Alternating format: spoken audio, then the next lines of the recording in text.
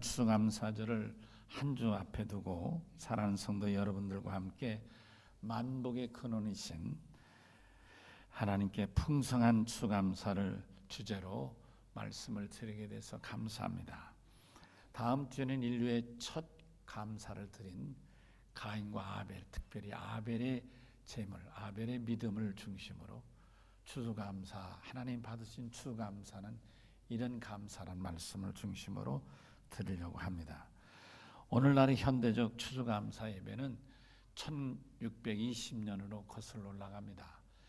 102명의 영국의 개신교들이 메이플라워라는 배, 메이플 대명사니까 해석할 수는 없지만 굳이 그 배명을 해석한다면 뭐예요? 5월의 꽃이죠. 5월의 꽃이라는 그 배를 타고 이제 태평양을 횡단해서 미국 신대륙에 도착합니다. 그리고 1년 동안 저들이 정말 기후도 다르고 풍토병도 많고 또 원주민들의 끊임없는 괴롭힘과 도전 속에서도 저들이 잘 견뎌냅니다. 1년을 지나고 보니까 많은 사람들이 죽었어요. 남편도 죽고 아내도 죽고 풍토병이나 또 원주민을 통해서라든지 많이 죽었어요. 그리고 또 저들이 이 거친 땅에서 농사를 짓고 나니까 옥수수하고 감자나 이런 걸 거뒀어요. 원주민 중에서도 관계가 좋은 원주민들이 씨를 갖다 줘가지고 그걸 심어서 거둔 거예요. 저들의 수확은 변변치 않았지만은 그러나 1년을 살고 이렇게 많은 사람이 죽은 중에 살아있고 또 이런 곡식이 있어서 추운 겨울을 이길 수 있다. 여러분 그쪽 프리머스나 그쪽 그 신대륙에 넘어왔던 이 사람들 지금 우리로 말하면 저 뭡니까 그 하버드 그 유니버시티는 그쪽인데요. 그쪽 지명을 내가 보스턴 그쪽인데요. 그쪽이 눈도 많이 오고 굉장히 추운 지역입니다. 사실은 그쪽이. 그러니까 눈도 많이 오고 춥기도 하고 풍토병도 심하고 원주민의 공격도 받고 이런 그런 위기 속에서 1년을 살아남고 드디어 내년에 씨를 심을 수 있다는 생각에 저들이 얼마나 뼛속에서 우러나는 눈물과 감사가 있었겠습니까? 그 감사가 현대적 추수감사의 시작이다. 그런 말씀인 것입니다. 그렇기 때문에 첫 추수감사는 이 믿음의 뜨거운 감사가 풍성했던 것이지 곡식이 풍성했던 것은 아니다. 그러니까 추수감사는 풍성한 추수감사는 수입이 많고 곡식이 많아서만이 풍성한 추수감사가 아니라 하나님 앞에 살아있음이 감사하고 하나님이 자녀로 택해 주심이 감사. 아멘 합시다. 건강이 있음이 감사하고 아멘. 이런 것들로 인한 감사, 죽을 영혼 살리시는 은혜를 감사하는 이런 믿음의 감사가 추수감사의 본질이다. 그런 말씀인 것입니다. 사실 하나님을 향한 감사는 예수 믿는 그리스도인의 기본적인 믿음인 것입니다. 구원받은 은혜를 잊고서도 하나님 앞에 이렇게 뼛속에서 우러나는 눈물 흘리는 감사가 없다면 그건 좀 문제가 있는 거 아닌가. 굳이 말하면 병든 믿음일 수도 있고 불행한 믿음일 수도 있는 것입니다. 기독교 10계명 가운데 거짓말하지 말고 도둑질하지 말고 살인하지 말고 또 남의 이웃집 거 탐내지 말고 이런 말라 간음하지 말고 이렇게 하지 말라 이런 계명, 이런 걸 소극적인 계명이라고 그래요. 이런 하지 말라는 계명도 있지만은 하라는 계명, 서로 사랑하라, 하나님께 감사하라, 하라. 적극적인 감사도 있지 않느냐 그런 말. 하나님께 감사를 드린 것은 성도로서 너무나도 마땅한, 성도는 마땅히 드려야 할 감사라 그런 말씀이시죠. 올 일주일 후에 맞이하게 될 2019년 추수감사는 이런 믿음으로 하나님 앞 마땅히 드려야 할 감사로 하나님 앞에 드려야 될 줄로 믿습니다. 감사 예배는 분명히 축복받은 성도가 믿음으로 드릴 특권이고 믿음의 눈으로 특권인 거예요. 믿음 없는 사람들에게는 아무것도 아닐 수 있어요. 그러나 구원받고 영생 얻고 하나님의 자녀된 믿음의 사람들로서는 이 추수감사가 정말 하나님께 드릴 특권이라 그런 말씀인 거예요. 그리고 축복받는 지름길인 것입니다. 그 사람의 신앙관이 어떤가? 혹은 그의 믿음의 현 주소는 어디에 있는가? 그 믿음 어떤 평가를 할 수 있는가? 여러분 스스로에게 오늘 말씀을 들으면서 스스로에게 물어보시기 바랍니다. 하나님 앞에 난 얼마나 감사를 하는가? 감사를 자주 하는가? 얼마나 정성을 쏟는가? 양과 질에서 하나님이 내 감사를 받으실 감사를 얼마나 하고 있는가? 이런 감사의 믿음이 곧 내 믿음의 척도다. 365일 하나님을 섬기며 감사를 몰랐다. 그 사람은 솔직히 말하면 하나님의 자녀를 할 수 없는 거죠. 우리가 감사가 곧 그 믿음의 척도가 되겠다, 그런 말씀인 것입니다. 감사가 믿음의 비례가 된다. 우리 아시죠? X대와 Y대 정으로 올라가는 게 정비례를 하지 않습니까? 바로 내 믿음이 감사와 믿음이 같이 정비례해서 올라가야 된다, 그런 말씀인 것입니다. 이제부터 읽은 두 곳 시편 65편의 말씀과 마태복음 9장의 말씀, 그 일부분이지만은 두 곳의 말씀을 중심으로 해서 함께 은혜를 받으면서 2019년도 추수감사를 정말 마음껏 하나님께 은혜를 감사하고 최선을 다하여 하나님 앞에 감사의 물을 준비하고 또 한 영혼을 구원해서 하나님 앞에 그 영혼을 제물로 드릴 수 있는 이런 복된 믿음이 되시고 그런 추수감사가 돼야 될 줄로 믿습니다. 자, 몇 가지, 한 세 가지 관점으로 말씀. 첫째는 풍성한 추수를 할 수 있도록 여러 여건들을 허락해 주신 하나님께 감사를 드리십시다. 본문 시편 65편 9절에 보니까 다윗이 이렇게 감사를 하죠.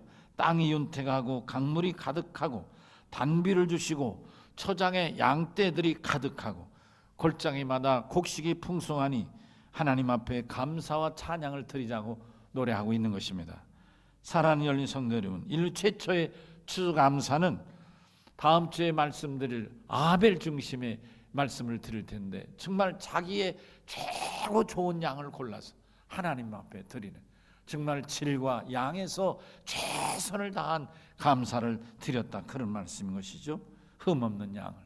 레위기서 2장 11절 이하를 보면 모세가 그 백성들에게 하나님께 감사드리는 제사를 소개하고 있는데 번제와 소제라는 감사를 가리키고 있습니다.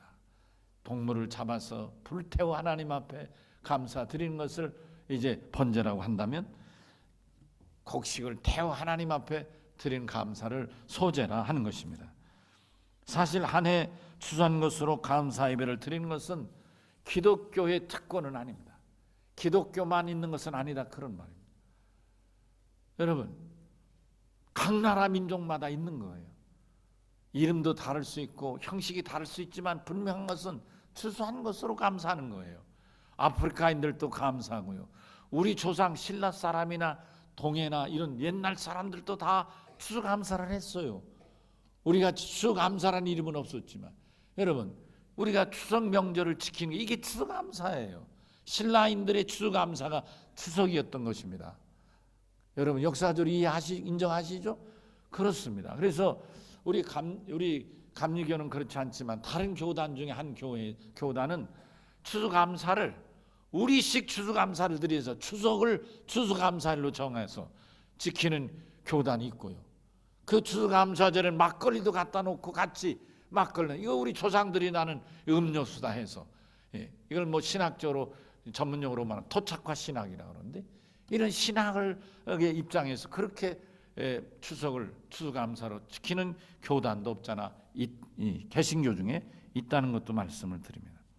이와 같이 추수감사는 비단 이름이 다를 뿐이지 역사적으로 볼 때 또 지역적으로 볼 때 나라마다 민족마다 다 있어 왔다, 이렇게 말씀을 드릴 수 있는 것입니다.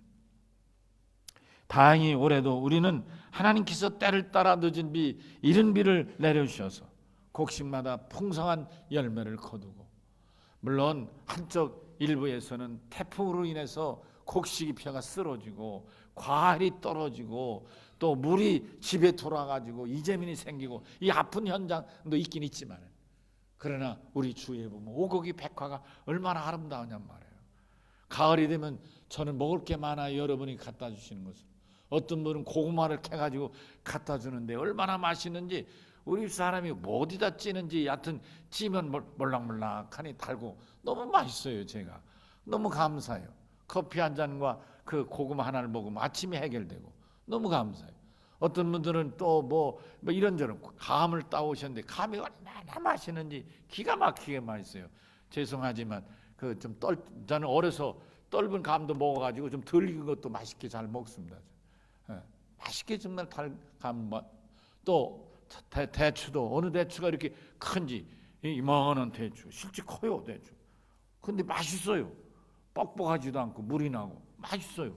근데 내가 어느 날 우리 여보 뭐 대추가 이렇게 크고 맛있냐? 내가 물었더니 여보 그건 일반 대추 아니고 사과 대추래. 그 말 듣고 보니 사과 맛이 나는 것 같아. 여러분 풍성하지 않습니까?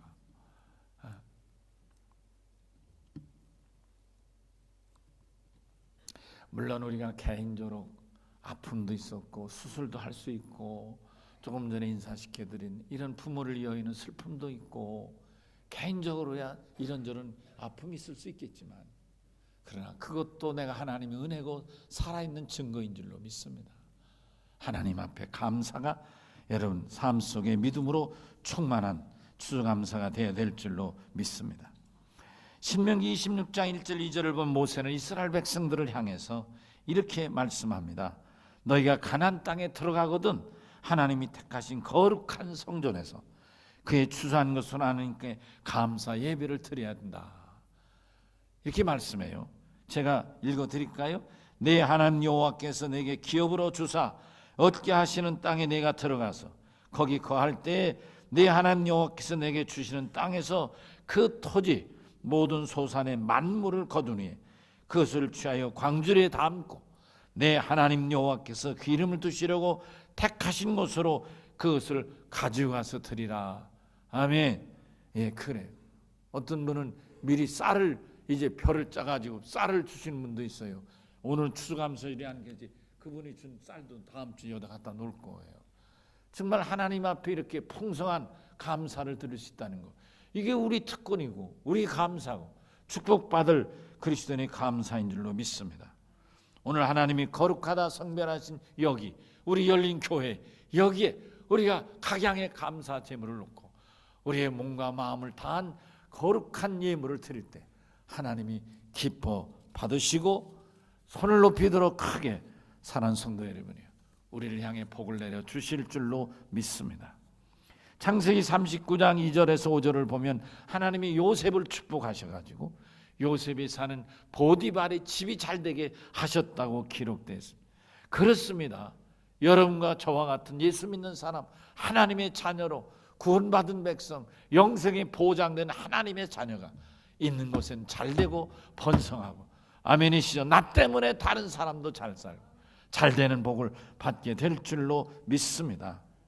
그러므로 우리는 받은 은혜가 너무 많으니까, 너무 감사하니까 그 감사를 최선을 다하여 신령과 진정의 예물을 드려야 될 줄로 믿습니다.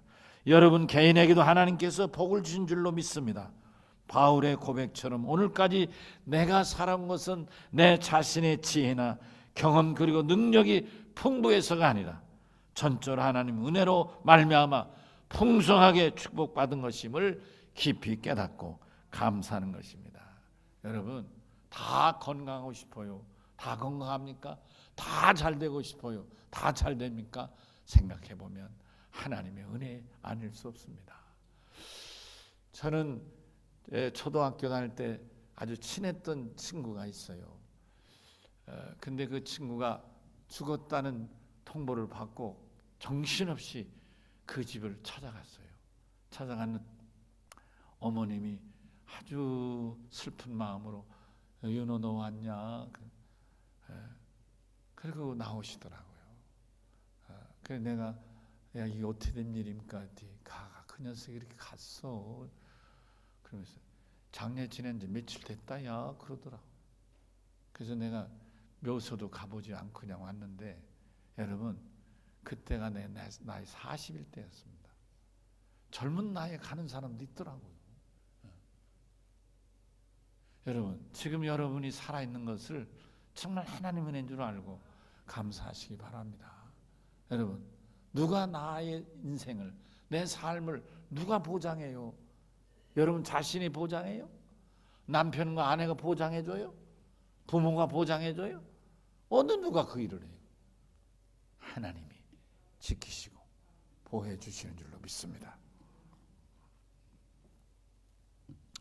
풍성한 추수감사는 천하보다 귀한 영혼도 하나님께 함께 올려드리는 감사해야 하는 것입니다. 우리 교회는 추수감사주의를 총출소, 총전도주의로 지키고 있잖아요. 여러분, 누구에게 전화하셨습니까? 누구에게 약속을 받아내셨습니까? 그거 가지고는 모자라요. 매일마다 기도하셔야 돼요. 안 그러면 주일날 전화가 옵니다. 아이고, 오늘은 미안해, 특별한 일이 생겨서. 마귀 사탄이가 그냥 안 둔다니까요. 기도하셔야 돼요. 자꾸 기도하고 또 기도하고.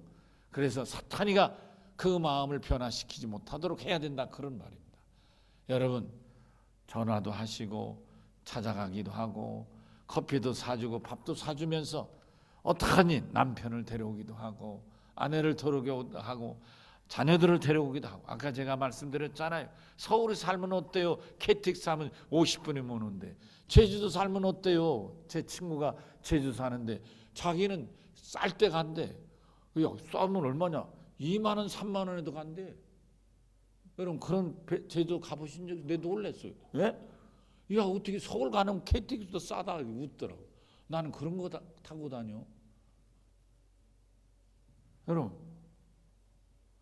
멀면 얼마나 멀어요, 제주도가. 부산이면 얼마나 멀고. 여러분, 다 가까워요. 얼마 안 돼요, 이거. 마음먹기 달린 거. 야, 아빠 생신 때 아빠 생일이라고 올 것도 없고 엄마 생일이라고 올 것도 없다. 야, 추수감사절이 내 생일이고 부모 생일이다. 이러고 오라고 하면 다 오지 않겠어요? 여러분 가정이 적어도 1년에 몇 번은 교회에서 온 가족이 예배할 수 있는 그런 아름다운 전통을 세워가는 것, 믿음의 명문 가문의 한 모습일 수도 있다 생각합니다. 이런 기회가 여러분 온 자녀와 온 가족이 함께 예배하는 특별한 의미 있는 예배가 될 수 있기를 바랍니다. 여러분, 마태복음 9장 37절 38절에서 주님이 이렇게 말씀하셔요.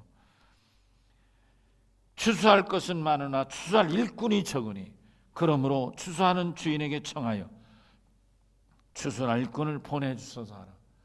여러분, 사방팔방에 추수할 게 많다는 거예요. 문제는 추수하는 일꾼이 없다는 거예요. 뭐예요? 복음 전도 듣고 교회 와야 구원받아야 할 사람들이 여기저기 많은데 전도하는 사람이 없다는 거예요. 이래서야 되겠어요. 하나님, 나는 암만 눈 씻고 봐도 전도할 사람이 없네요. 그 눈을 기도해서 영안이 열려보세요. 천지가 많이 흩어져 있을 테니까. 내 주위에 남편이 안 믿으면 남편 전도해야 되고 아내 안 믿으면 아내 전도해야지. 에? 어떤 분이 그러더라고. 목사님, 큰일 났네요. 왜요? 우리 남편이 다음 주에 친구들하고 부부께가 어디 간다고 벌써부터 정했는데 가야 된다는데 보통 걱정 아니네요. 그 내가 뭘 걱정해? 내가 왜 걱정해? 남편에게 이렇게 얘기하면 되지. 잘 됐다, 야. 남편은 우리 대표로 여행 가고 나는 대표로 예배 드리러 간다. 이러면 될 거 아니냐? 갈 수는 없으니까. 그렇다 그 사람 데려올 수는 없잖아. 지금 남편이 자기하고 같이 여행 가자는데 안 된다고 추수감사 예배 들어가자 하면 오겠느냐고. 그러니까 잘 됐지 뭐. 잘 됐다고. 당신 우리 가정 대표로, 부대표로 가라. 나는 우리 가정 대표로 하나님께 추수감사 예배 들어가겠다. 여러분, 우리 주위에 전도할 사람이 많아요. 마태복음 6장 33절에 너희는 먼저 그의 나라 그 의를 위해 구하라. 그래야면 이 모든 것을 너에게 더하리라 말씀하셨어요. 주님의 1차 관심은 영혼 구원에 있습니다. 주님의 추수감사, 풍성한 추수감사의 1차 관심은 영혼 구원에 있다, 그런 말씀인 것입니다. 주님의 말씀한 것을 더 살펴보면 요한복음 10장 10절의 말씀, 내가 온 것은 양으로 구원받아 생명 얻게 하는 데 있고 영혼을 구원하여 생명하는 데 있고 그리고 그들에게 더 풍성하도록, 아멘, 더 풍성한 삶을 보장해 주는 데 있다. 아멘. 풍성한 삶, 풍성한 축복은 영혼 구원 다음 순서다. 그럼 1차 관심은 영혼 구원에 있다, 그런 말씀인 것입니다. 풍성한 추수를 위하여 감사를 드린 것은 참으로 하나님의 위로와 축복을 받을 당연한 예배입니다마는 하나님은 한 영혼을 구원하는 일에 대해서도 무엇보다도 깊은 관심을 갖고 계시다. 2019년 추수감사 이제 한 주 남았습니다. 누구를 전도할까? 누구를 모시고 올까? 여러분 매일 기도하면서 하나님 앞에 전도도 하고 권하기도 하고 점심도 사주고 여러분 꼭 전도해서 함께 추수감사를 드릴 수 있게 되시기를 주의 이름으로 축원합니다. 영혼 구원, 영혼 결실은 풍성한 추수감사를 드리는 예배에서 가장 중요하고 첫 번째 되는 추수 예물이야 된다는 말씀인 것입니다. 또 한 가지 마지막 더 말씀드릴 것은 풍성한 추수감사는 믿음으로 풍성한 축복의 씨를 심는 감사가 되어야 될 줄로 믿습니다. 마가복음 4장 1절 이하에 보니까 예수님이 가르친 소위 씨 뿌린 비유가 있는데 여러분 잘 아시죠? 거기에 보니까 길가에 씨가 떨어지기도 하고 돌짝밭에 씨가 떨어지기도 하고 가시던 풀에 씨가 떨어지고 좋은 밭에 씨가 떨어졌는데 그 씨는 다 같이 떨어졌는데 그 결실은 다르다는 거예요. 여기서 우리가 깨닫는 가장 중요한 원초적인 가장 중요한 교훈이 무엇인가요? 어떤 밭이냐를 떠나서 씨가 떨어져야 그 다음에 곡식을 거두든지 말든지 한다, 그런 말. 씨가 뭐예요? 하나님 말씀이잖아요. 예수님 그렇게 해석하셨잖아요. 씨는 뭐냐? 하나님 말씀을 했잖아요. 하나님 말씀이 일단 떨어져야 그 다음에 뭐가 된다, 그런 말. 뭔 얘기예요? 우리가 그가 믿든 안 믿든 어떻든 간에 우리는 복음을 전해야 된다, 그런 말이에요. 전한 다음에 그가 완악해서 길가와 같이 완악한 마음이라서 그냥 씻고 잊어버리는 사람도 있을 것이고, 두 번째로 돌짝 받던 마음이라서 한두 번 교회 나와서 예수 믿는 것 같다가 더 예수 말씀을 듣고 보니까 그 말씀이 난 부담되네, 그러니까 나가 떨어지는 사람도 있다는 거예요. 이렇든 저렇든 어떻든 간에 중요한 건 뭐냐? 하나님 말씀이 전파되어야 된다. 아멘. 여러분 우리가 열심히 우리 주에 여러분 많이 있잖아요. 많이 있어요. 많이 있습니다. 믿다가 낙심만 해도. 유감스럽지만 옛날에 우리 교회 우리나라에 70년대 예수 믿던 수의 반으로 줄어들어 버렸어요. 지금. 그 얼마나 많이 있어요. 가보세요. 많은 사람도 어떤 사람 뭐 이런 사람은 난 권사였다, 집사였다. 그런 만한 사람들 얼마나 주위에 많습니까? 왜 그래요? 성령 받지 못하고 예수 제대로 안 믿어서 그런 거예요. 구원받지 못했으니까 그래 되는 거예요. 구원받고는 절대로 낙심할 수 없어요. 자기가 뭐가 어쩌니 100마디 1000마디 변명해도 구원받은 사람은 낙심할 수 없어요. 예수 믿을 때 미안하님 헛믿은 거예요. 헛믿은 거예요. 남이 다닌다니까 따라다니고 그러다 보니까 시험대로 떨어진 거란 말이에요. 이 사람들 구원해야 되지 않겠습니까? 불쌍한 영혼 아닙니까? 지옥 갈 사람들인데 말이죠.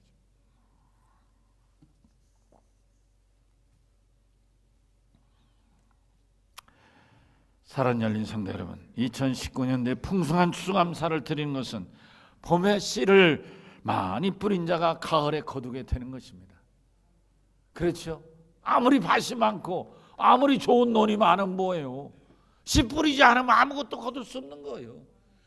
땀 흘려 씨를 뿌리고 여름철에 물이 모자란 물을 대고 비가 많이 해서 물이 너무 넘친 물을 빼주고 이런 수리 관계를 잘하고 풀나면 풀을 뽑아주고 이렇게 돌보면서 인내하면서 그래서 가을이 돼. 추수할 때 추수가 거둬지는 것이지 저절로 가만히 있는데 나오는 건 없어요. 여러분 얼마 전에 제가 뉴스를 보니까 우리나라도 이제 쌀이 넘치고 넘쳐서 이제 북한이나 중국이나 이 못 사는 나라들 쌀 퍼줄 수 있는 때가 올 것 같아요. 우리나라가 이모작한데요. 예산인가 홍성에서 했는데요. 이모작. 그래서 처음에는 모를 심는 거예요. 모를 심는데 만약 10가마를 먹었다면 두 번째는 모를 벤 자리에서 지가 싹이 나서 열매를 맺는 거예요. 또 심는 게 아니고. 근데 90%까지 생산. 9가마를, 옛날 같으면 10가마 먹었는데 이제부터 19가마를 먹는 시대가 오는 거예요. 여러분 놀랍지요? 조생종을 개발해서 이미 그렇게 했다는 거. 이제 머지않아 전국을 보급할 거랍니다. 이야, 저놈의 쌀을 다 어디다 먹을까? 걱정할 거 없어요. 북한도 퍼주고 중국도 퍼주고 베트남도 퍼주고. 퍼주면 좋아하지 나쁠 게 뭐 있어요.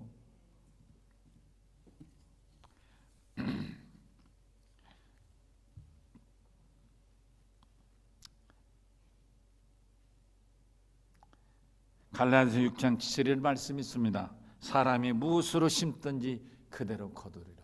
심어야 거두는 거예요. 심지 않고는 안 돼요. 심어야 거두는. 근데 뭘 심을 거냐? 이건 뭐를 심을 거냐? 생명을 심어. 영생의 생명을 심어야지. 썩어지고 죽어지고 없어질 생명도 없는 것들이 얼마나 많아요.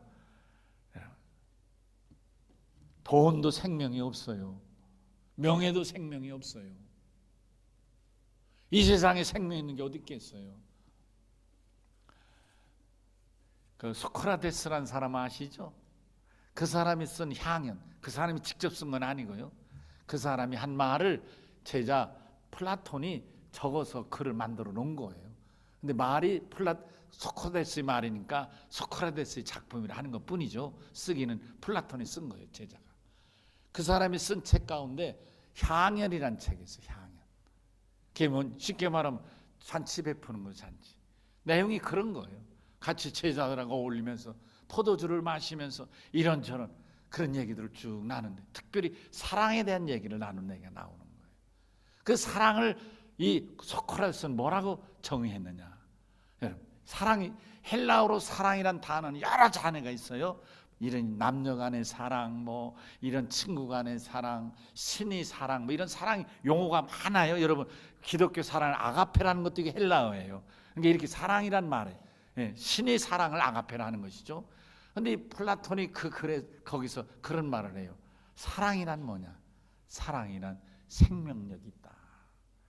그리고 예를 듭니다. 조각가가 그 당시 조각이 많이 발달했잖아요. 아시잖아요. 소크라테스는 조각이 많아서 맨 조각상이 여기저기 흩어져 있었잖아요. 자기들이 섬기는 무슨 신 다 조각으로 만들었으니까요. 근데 그 조각상을 만드는 그 조각하는 사람이 정말 사랑의 마음으로 거기에 땀을 흘리며 사랑을 쏟아가면서 하나하나 도장을 찍어가지고 작품을 만들어낸 가운데 그 속에 그 제 작자 이 조각가의 그 생명이 그 안에 들어감으로 인해서 그 작품이 수백 년 수천 년 지난 동안도 그 사람의 이름이 그 작품 속에 남아있다. 그걸 그는 사랑, 생명이라 이렇게 얘기합니다. 제가 그 글을 읽으면서 이 사람도 뭔가 말하고 싶은데 아쉬운 거는 소크라테스가 예수를 믿었어야 되는데 예수를 믿지 않으니까 엉뚱한 소리하고 마는 거예요. 여러분 우리가 예수를 믿는다는 게 정말 위대한 거예요. 정말 감사한 거예요. 여러분 보세요. 세계 4대 성인은 소크라테스도 예수를 모르니까 자기 얘기했어요. 그 사람이 말한 신은 다이아몬인데 그게 우리 말로 하면 악신이에요. 귀신이에요. 귀신. 그 사람 선생님은 어떻게 이렇게 놀라운 얘기를 합니까? 제자들이 보니까 나는 다이아몬이 나를 가르쳐준다. 그게 우리 말로 헬라어로 번역하면 귀신이에요. 귀신. 하나님을 모르는 소크라테스는 4대 성인이지만 하나님 얘기를 못해. 그러니까 영생을 모르는 거예요. 여러분 우리가 예수를 믿잖아. 영생을 얻었잖아. 얼마나 위대하이만요. 다른 사람 몰라서도 관계가 없어요. 아무도 얻을 수 없는 영생을 예수 믿어 얻는데 이게 얼마나 위대하냐고요. 이런 우리가 하나님 앞에 온몸을 다해 감사해야 되는 거 아니에요? 무엇으로 감사하겠어요, 여러분?